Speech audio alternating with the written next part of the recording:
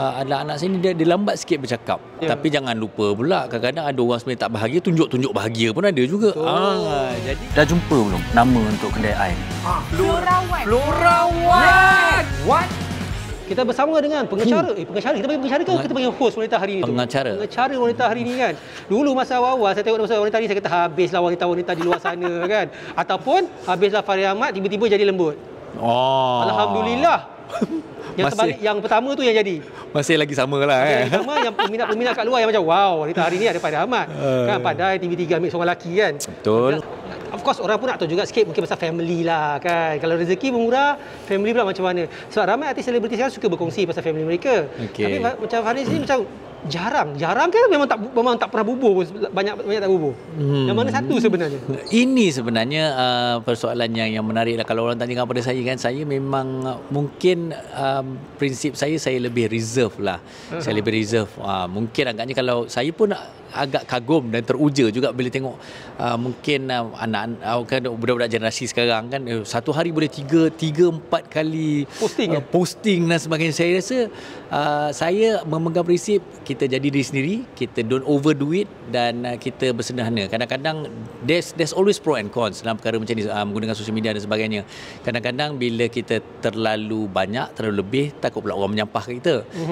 Biar kalau bila tak ada langsung pula orang tak ingat kat kita. So pada saya bersederhana. Dan in fact tentang family juga kadang-kadang saya mengambil pendekatan berkongsi apabila perlu ataupun apabila ada sesuatu yang nak dikongsikan. Bukannya yang besar je lah kot. Bukannya kita sengaja nak mencari dan kita ketengahkan.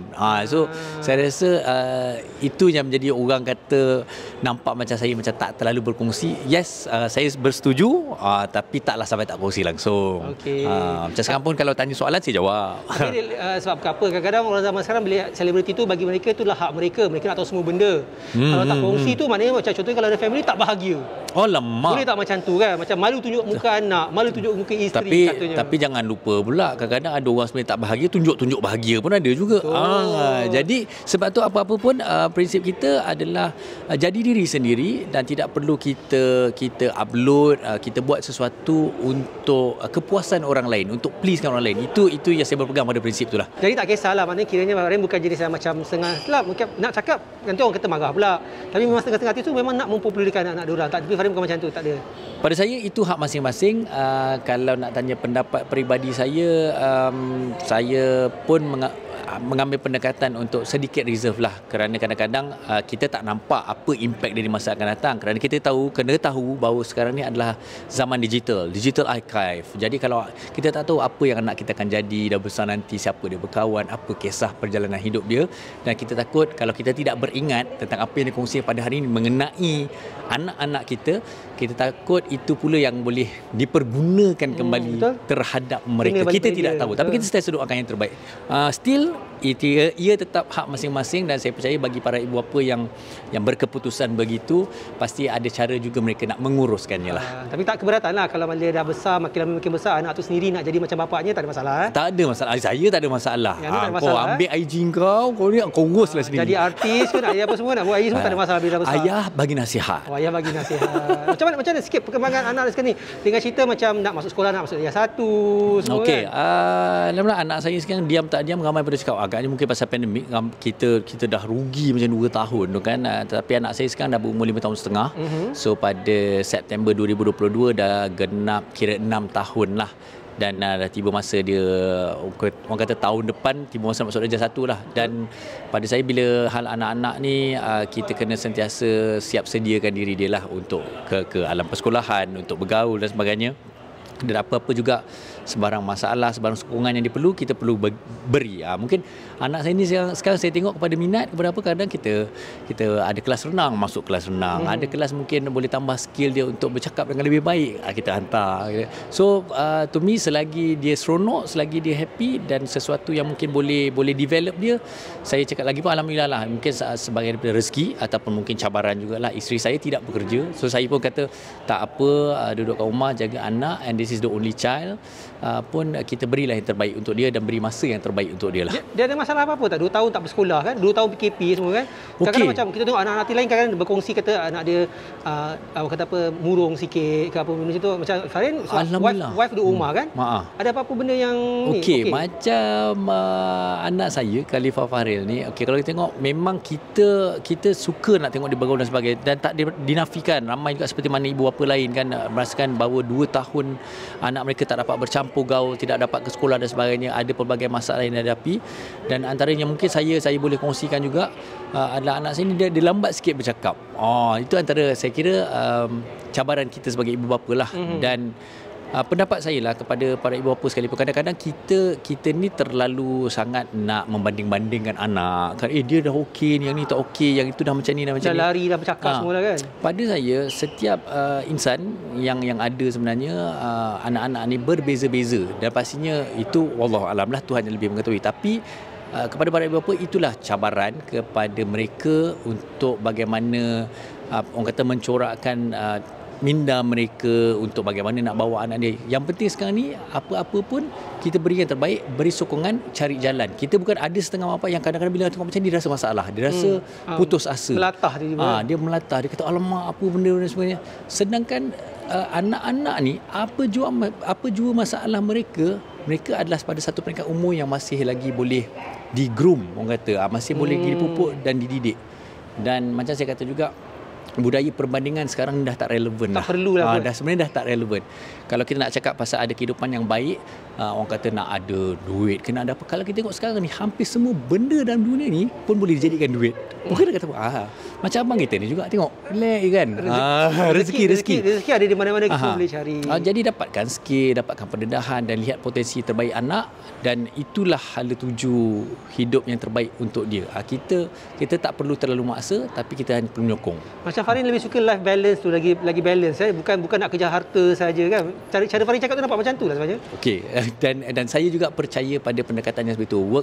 Work life balance, dunia akhirat memang penting, dan kita dah dapat lihat sebenarnya lah, kalau dalam hidup ni sebenarnya kita nak cakap pasal kebahagiaan, kekayaan, dia tak ada true definition pun. Ada orang yang kaya tapi tak bahagia. Ada orang yang hidupnya sederhana tapi jiwanya terlalu bahagia. So you will never dapat satu benda yang memuaskan hati. Itulah manusia sebenarnya kan. Betul. Tidak pernah cukup. Akhirnya apa? Ialah kita kena syukurlah. Bila kita syukur, kita tahu, bila kita tengok kan sebenarnya kehidupan kita, pasti ada orang yang lebih baik.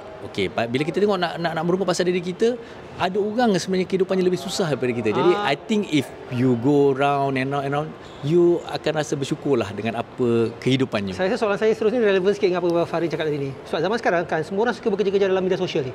Tunjuk yang dia bahagia, dia hebat, bersaing sama sendiri, nak dapatkan followers, like banyak.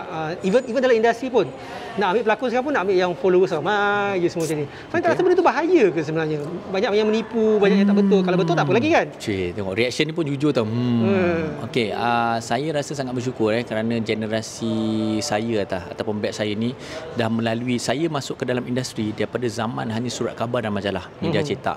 Dan antara platform media sosial yang ada pada yang terawal adalah Facebook. Dan MySpace. MySpace. Itu zaman kita MySpace. Tapi saya tak ada MySpace sangat. Friendster. MySpace, Friendster, dan kemudian upgrade ke Facebook. Saya antara selebriti yang antara yang lambat ada Facebook. Kerana saya memang skeptikal benda-benda macam ni. Kemudian IG dan sebagainya. Okey, bercakap tentang bahaya dan sebagainya, memang sangat-sangat bahaya. Benda ni pun hadir dalam kehidupan kita ni, dia tak ada satu guideline yang tetap tentang pro and cons, tentang risiko dan sebagainya. Tapi sedikit sebanyak kita pun dah nampak dah sebenarnya apa impactnya pada masa sekarang. Dia umpama kita perlu bersahabat dengan dia, tetapi kita tak boleh terlalu rapat. Dia umpama dia kena ada kat tengah-tengah tu. Kalau kita terlalu over, okey, saya ambil contoh mudah lah, kita ambil apa yang terkini, iaitu sosial media saja, IG, TikTok, nak create content. Dia dah menjadikan satu masyarakat, satu generasi yang boleh menjadi narsisis tahu tak, narsisistik, di mana dia tercari-cari, dia membuat sesuatu untuk orang memberi perhatian, untuk orang memuji, untuk orang komen tentang dia. Yang lebih bahayanya lagi ialah apabila saya yang saya nampak, ada orang tidak kisah hidup dalam kecaman. Kecaman tu dah jadi makanan hariannya. Dia macam kalau kenapa aku nak buat macam ni? Aku tahu orang akan kecam. Jadi bila orang tak komen atau apa, dia akan buat lagi benda-benda seperti itu. Jadi itu antara saya nampak sebenarnya agak budaya yang agak kurang sihat. Dan kalau kita nak cerita tentang pro-nya pula, memang juga terlalu banyak. Tapi masih lagi bergantung kepada bagaimana mereka menggunakan media sosial tu. Bagi saya mudah saja tahu, media sosial ni adalah satu tak ubah seperti sebuah drama, sebuah dunia lakonan sebenarnya. Jadi kalau awak terperangkap di dalam dunia itu, ianya akan memakan dirilah. Sebab tu the best thing is untuk apa yang dipaparkan adalah memang jujur, memang ikhlas, dan bukanlah hanya kita untuk meraih perhatian, meraih pujian, dan juga apatah lagi orang kata dia memang hidup suka dengan kecaman. So I think itu perkara yang harus dielakkan lah. Ya, saya memang kalau interview lama pasal saya terlalu banyak pengisian. Ini adalah antara orang yang saya tujukan lah nasihat-nasihat yang saya berikan tadi tu. Mungkin badan boleh binasa kalau silap langkahnya lah. Betul. Baik badan boleh binasa kalau salah menggunakan media sosial jadi berhati-hati. Tak salah menggunakan. Saya menggunakan cinta yang memberi kepada saya dalam lot 69. Wow. Wait, nak kena? Tunggulah kejap nak habis ni. Okey, last penutup. Betul tu? Saya penutup. Betul. Kan, okey. Sedikitlah untuk mereka yang berada di luar sana, apa yang patut kita tunggu daripada Farihin Ahmad tahun ini? Okey, 2022. Okey, saya pasti kita pun keadaan kembali meriah, dan insya-Allah saya sendiri sedang menunggu dan juga akan memberikan yang terbaik dalam setiap apa juga tanggungjawab amanah diberikan kepada saya, tak kira drama maupun filem maupun bidang pengacaraan. Jadi terlalu banyak tawaran buat masa diterima dan masih lagi dalam pertimbangan. Jadi nantikan dan terus follow perkembangan saya. Instagram saya Farihin Ahmad_FA. Saya pun dah ada TikTok tau. Ingat you all dah ada TikTok. Wow. Menari juga. Tapi jangan sampai badan binasa ya. Jangan saya. Itu tagline dia. Bermedia sosial jangan sampai badan binasa. Jumpa lagi tau. Thank you so much. Dah jumpa belum nama untuk kedai air? Florawan. What?